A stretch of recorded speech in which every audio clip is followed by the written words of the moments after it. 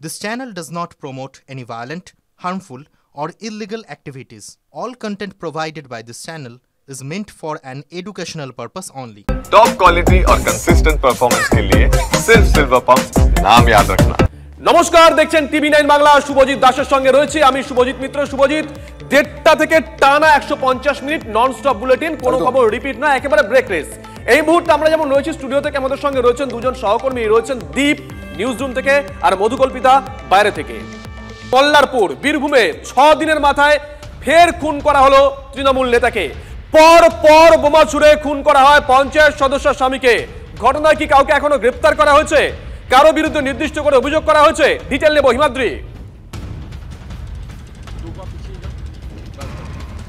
হ্যাঁ দেখো, একেবারে ইতিমধ্যেই কিন্তু বীরভূম জেলা পুলিশের পক্ষ থেকে একজনকে গ্রেপ্তার করা হয়েছে এবং তাকে জিজ্ঞাসাবাদ করা হচ্ছে।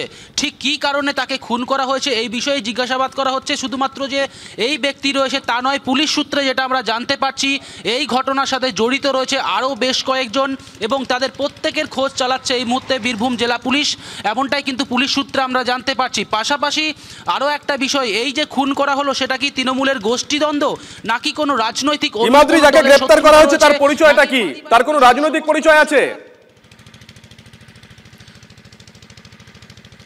দেখো, একেবারে যে ব্যক্তি গ্রেপ্তার হয়েছে তার স্ত্রী এবং তার বৌমা, তারা দুজনেই বলছেন যে তারা তৃণমূল কংগ্রেসের কর্মী।